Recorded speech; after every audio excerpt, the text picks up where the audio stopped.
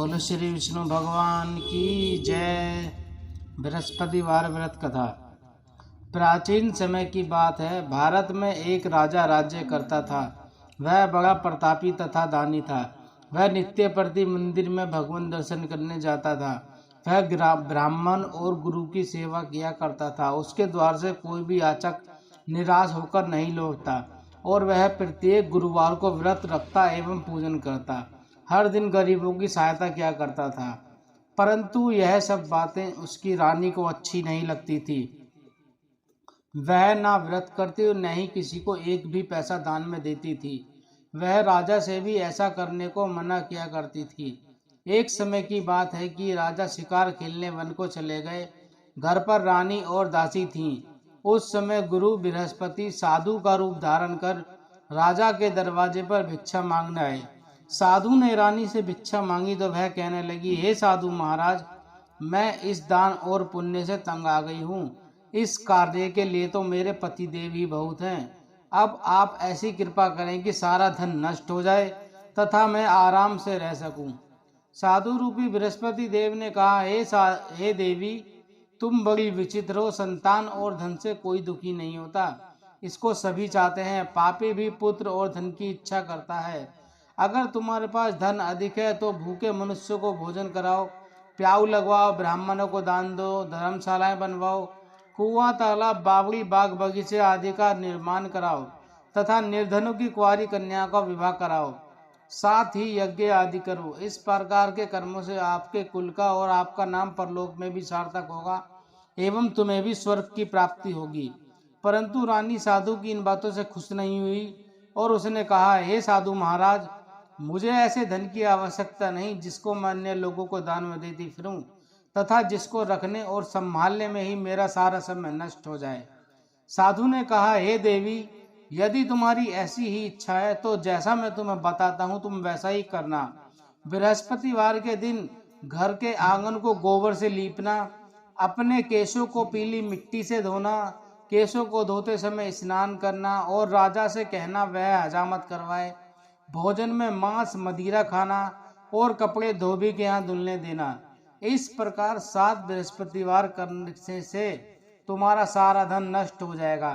यह कहकर साधु महाराज रूपी बृहस्पति देव अंतर ध्यान हो गए और रानी ने साधु के कहे अनुसार 7 बृहस्पतिवार तक वैसा ही करने का विचार किया।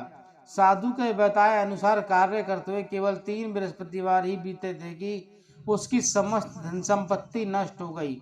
भोजन के लिए दोनों समय परिवार तरसने लगा तथा सांसारिक भोगों से दुखी रहने लगा।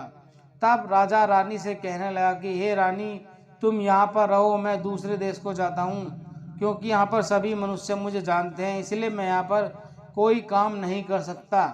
मैं अब परदेश जा रहा हूँ, वहाँ पर कोई काम धंधा करूँगा, शायद हमारे भाग्य बदल जाएं। ऐसा कहकर राजा परदेश चला गया और वह वहां जंगल से लकड़ी काट कर लाता और शहर में बेचता। इस तरह अपना जीवन व्यतीत करने लगा। इधर राजा के बिना रानी और दासियां दुखी रहने लगी। किसी दिन भोजन मिलता और किसी दिन जल पीकर ही रह जाती।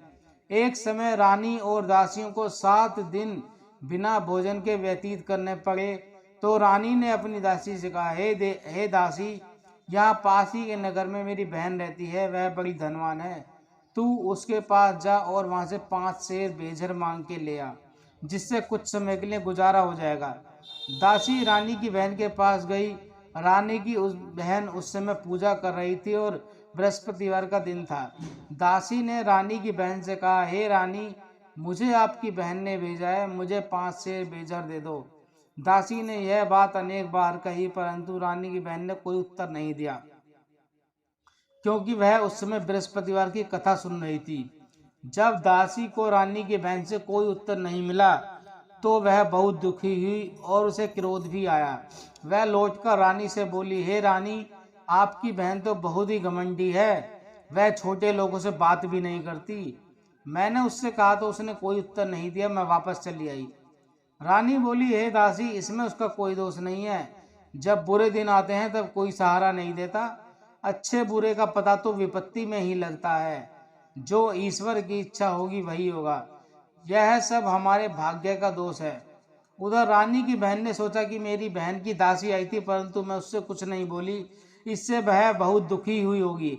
अतः कथा सुन और विष्णु भगवान का पूजन समाप्त कर वह अपनी बहन के घर आई और कहने लगी, हे बहन, मैं बृहस्पतिवार की व्रत कर रही थी, तुम्हारी दासी हमारे घर गई थी, परंतु जब तक कथा होती है तब तक हम लोग ना उठते हैं और ना बोलते हैं, इसलिए मैं नहीं बोली। कहो दासी क्यों गई थी? रानी बोली, बहन, हमारे घर अनाज नहीं था, वैसे तुमसे कोई बात छिपी नहीं है, इस कारण मैंने दासी को तुम्हारे पास 5 शेर बेझर लेने के लिए भेजा था। रानी की बहन बोली, देखो, बृहस्पति भगवान सबकी मनोकामना पूर्ण करते हैं, शायद तुम्हारे घर में ही अनाज रखा हो।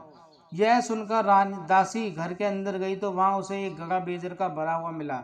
उसे बड़ी हैरानी हुई, क्योंकि उसने एक एक बर्तन देख लिया था और उसने बाहर आकर रानी को बताया। दासी अपनी रानी से कहने लगी, हे रानी, देखो, वैसे हमको जब अन्न नहीं मिलता तो हम रोज ही व्रत करते हैं, अगर इनसे व्रत की विधि और कथा पूछ ली जाए तो हम भी कर लिया करेंगे।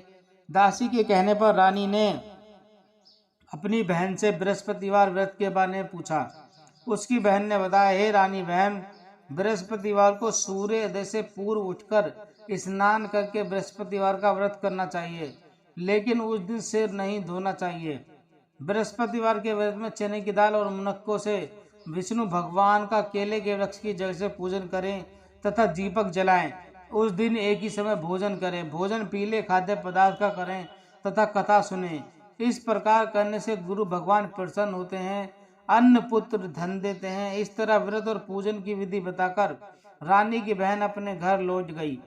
रानी और दासी दोनों ने निश्चय किया कि बृहस्पति देव भगवान का पूजन जरूर करेंगी। 7 दिन बाद जब बृहस्पतिवार आया तो उन्होंने व्रत रखा, गौशाल में जाकर चना और गुड़ बीनलाई तथा उसकी दाल से केले की जड़ में विष्णु भगवान का पूजन किया। अब भोजन कहाँ से आए? दोनों बड़ी दुखी हुई, परंतु उन्होंने व्रत किया था, इस कारण बृहस्पति देव भगवान प्रसन्न थे। वे एक साधारण व्यक्ति के रूप में 2 थालों में सुंदर पीला भोजन लेकर आए और दासी को देकर बोले, हे दासी, यह भोजन तुम्हारे और रानी के लिए है, तुम दोनों करना। दासी भोजन पाकर बड़ी प्रसन्न हुई और रानी से बोली, रानी जी, भोजन कर लो। रानी को भोजन के आने के बारे में कुछ नहीं पता था, इसलिए वह दासी से बोली, जा तू ही भोजन कर, क्योंकि तू हमारी व्यर्थ में हंसी उड़ाती है। दासी बोली, वह एक व्यक्ति अभी भोजन दे गया है। रानी कहने लगी, वह भोजन तेरे लिए ही दे गया है, तू ही भोजन कर।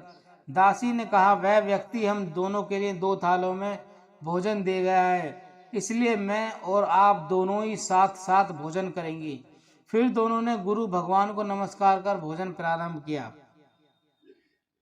उसके बाद से वे प्रत्येक बृहस्पतिवार को गुरु भगवान का व्रत और पूजन करने लगी। बृहस्पति भगवान की कृपा से उनके पास धन हो गया, परंतु रानी फिर पहले की तरह से आलस्य करने लगी। तब दासी बोली, देखो रानी, तुम पहले भी इस प्रकार आलस्य करती थी, तुम्हें धन के रखने में कष्ट होता था, इस कारण सभी धन नष्ट हो गया। अब गुरु भगवान की कृपा से धन मिला है तो तुम्हें फिर से आलस्य होता है। बड़ी मुसीबतों के बाद हमने यह धन पाया है, इसलिए हमें दान पुण्य करना चाहिए। तुम भूखे मनुष्यों को भोजन कराओ, प्याऊ लगवाओ, ब्राह्मणों को दान दो, कुआं तालाब बावड़ी आदि का निर्माण कराओ, मंदिर पाठशाला बनवाकर दान दो, कुंवारी कन्याओं का विवाह करवाओ, धन को शुभ कार्यों में खर्च करो, जिससे तुम्हारे कुल का यश बढ़े तथा स्वर्ग प्राप्त हो और पितृ प्रसन्न हो। दासी की बात मानकर रानी ने इस प्रकार के कर्म करने प्रारंभ किए, जिससे उनका काफी यश फैलने लगा। एक दिन रानी और दासी आपस में विचार करने लगी कि ना जाने राजा किस दशा में होंगे, उनकी कोई खोज खबर नहीं है। गुरु भगवान से उन्होंने प्रार्थना की और भगवान ने रात्रि में राजा को सौंपने में कहा, हे राजा, उठ, तेरी रानी तुझको याद करती है, अब अपने देश को लौट जा। राजा प्रातःकाल उठकर जंगल से लकड़ियां काटकर लाने के लिए जंगल की ओर चल पड़ा। जंगल से गुजरते हुए वह सोचने लगा, रानी की गलती से कितने दुख भोगने पड़े। राजपाट छोड़कर उसे जंगल में आकर रहना पड़ा। जंगल से लकड़ियां काटकर उन्हें बेचकर गुजारा करना पड़ा। उसी समय उस जंगल में बृहस्पति देव एक साधु का रूप धारण कर आए और राजा के पास आकर बोले, हे लकड़हारे, तुम इस सुनसान जंगल में किस चिंता में बैठे हो, मुझे बतलाओ। यह सुन राजा के नेत्रों में जल भर आया और साधु की वंदना कर बोला, हे प्रभु, आप सब कुछ जानने वाले हैं। इतना कहकर राजा ने साधु को अपनी संपूर्ण कहानी सुना दी। महात्मा तो स्वभाव से ही दयालु होते हैं। वे राजा से बोले, हे राजा, तुम्हारी पत्नी ने बृहस्पति देव के प्रति अपराध किया था, जिसके कारण तुम्हारी यह दशा हुई। अब तुम किसी प्रकार की चिंता मत करो, भगवान तुम्हें पहले से अधिक धन देंगे। देखो, तुम्हारी पत्नी ने बृहस्पतिवार का व्रत करना प्रारंभ कर दिया है।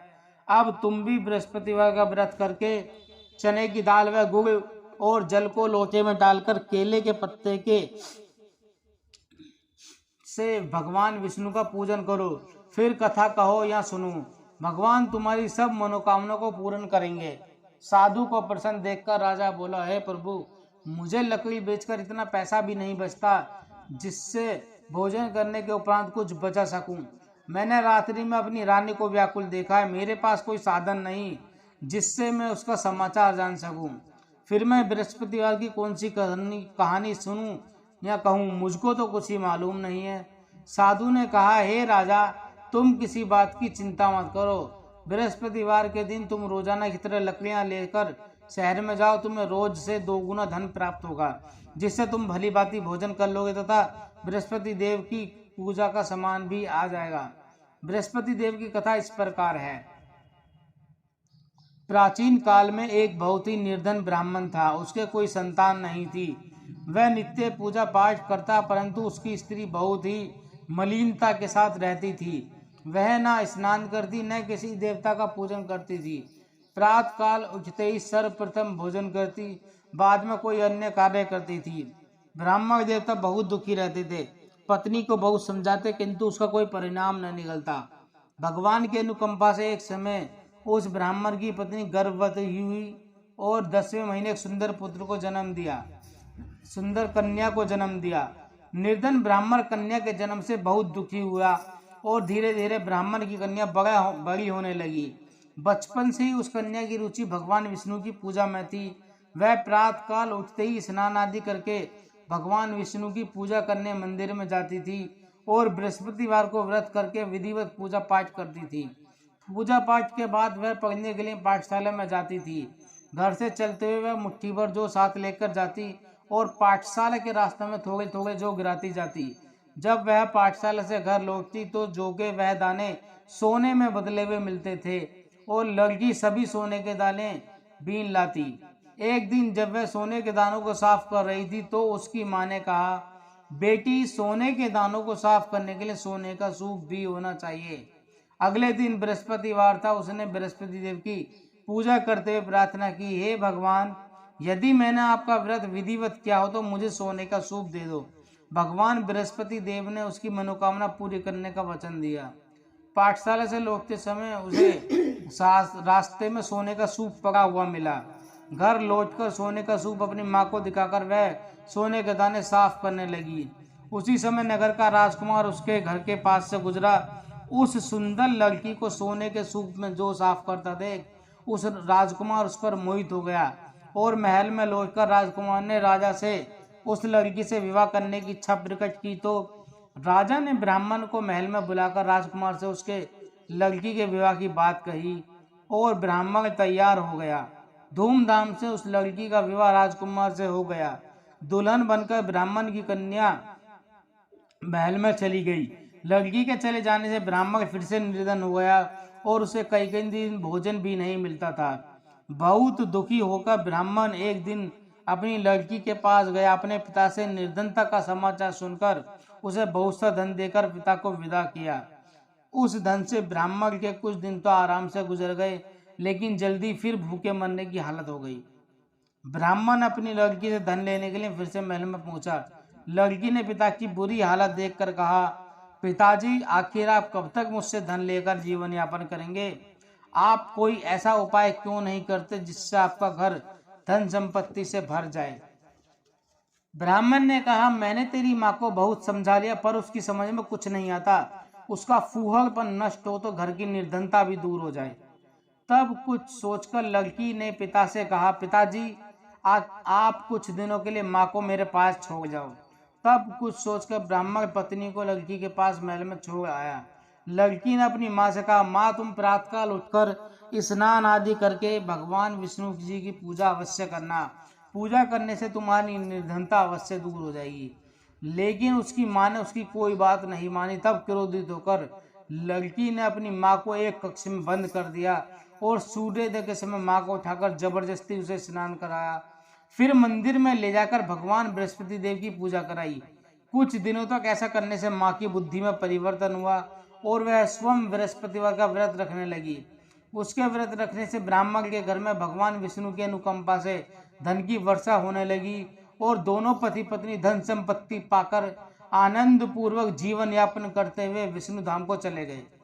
लकड़हारा बने राजा ने उन साधु से भगवान बृहस्पति देव की यह कथा सुन बृहस्पतिवार का व्रत करके भगवान विष्णु की पूजा की। उस दिन से उसके सभी कलेश दूर हो गए।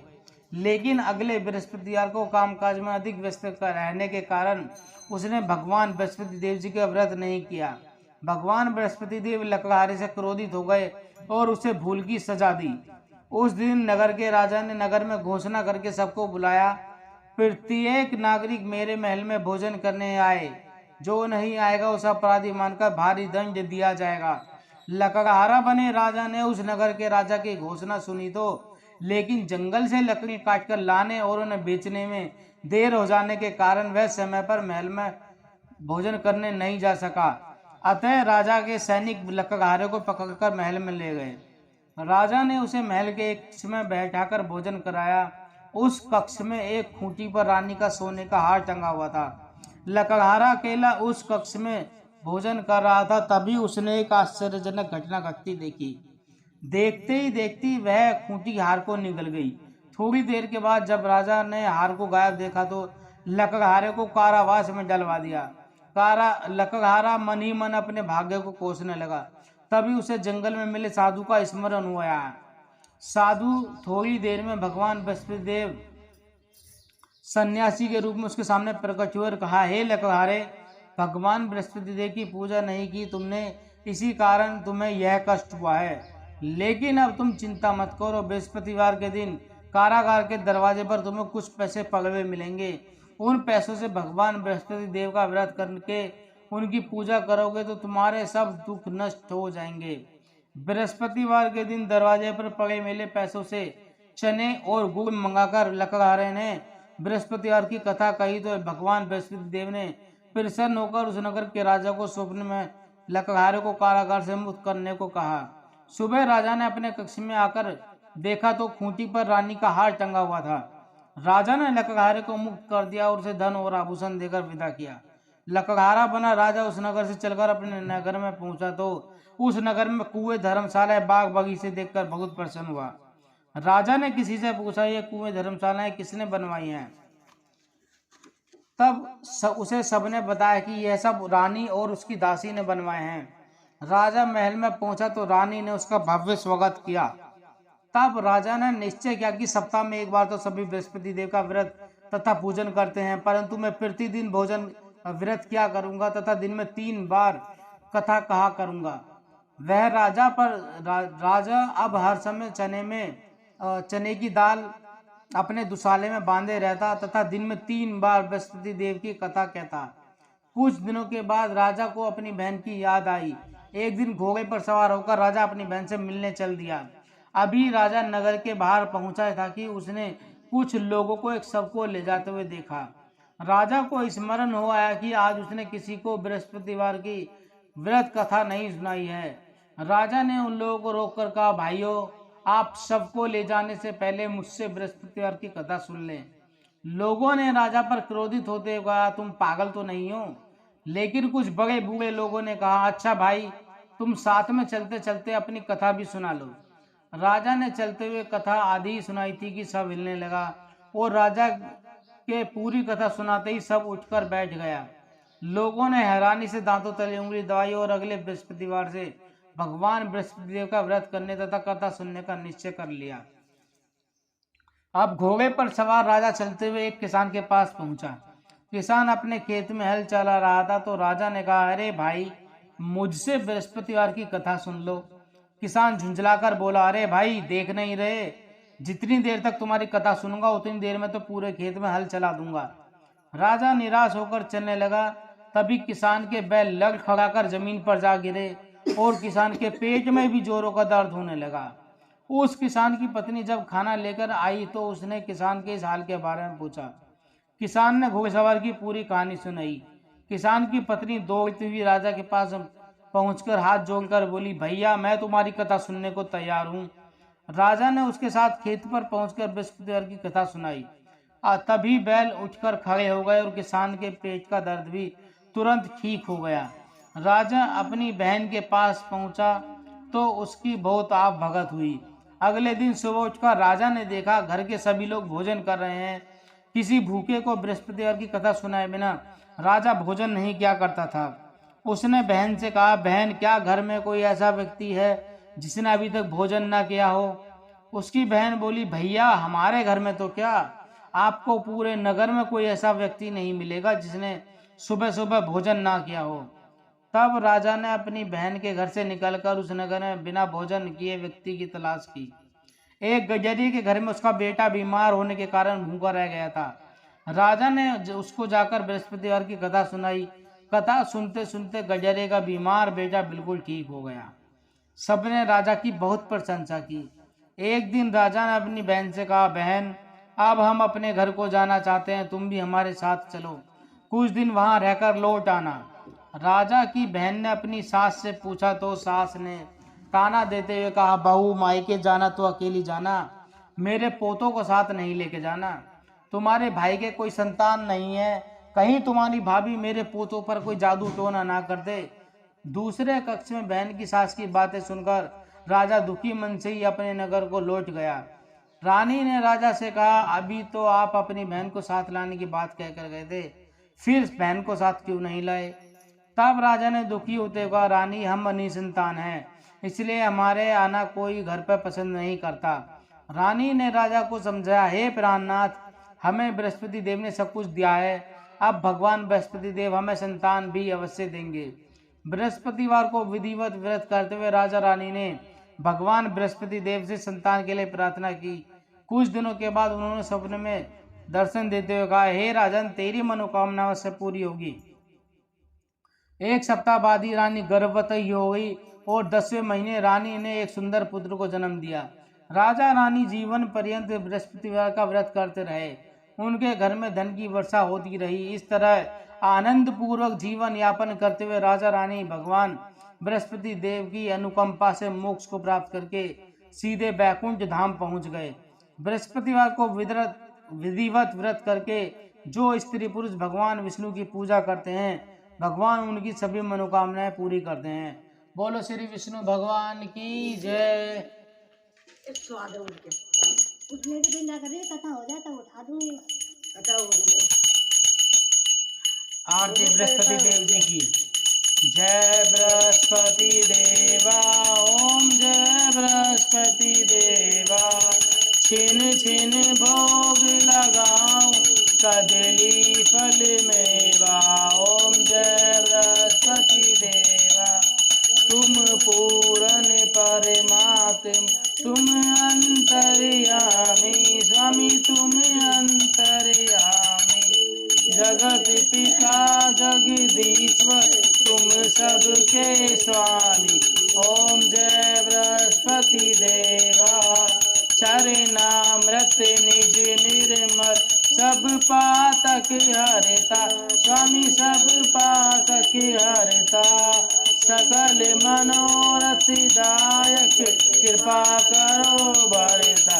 ओम जय बृहस्पति देवा, तन मन धन अरे पावे जो जन शरण पावे, प्रभु जो जन शरण पावे, प्रभु कट होकर आकर द्वार करे। ओम जय बृहस्पति देवा, दीन दयाल दयानि भक्तन हितकारी, स्वामी भक्तन हितकारी, पाप दोष सब हरता भव बंधन हारी।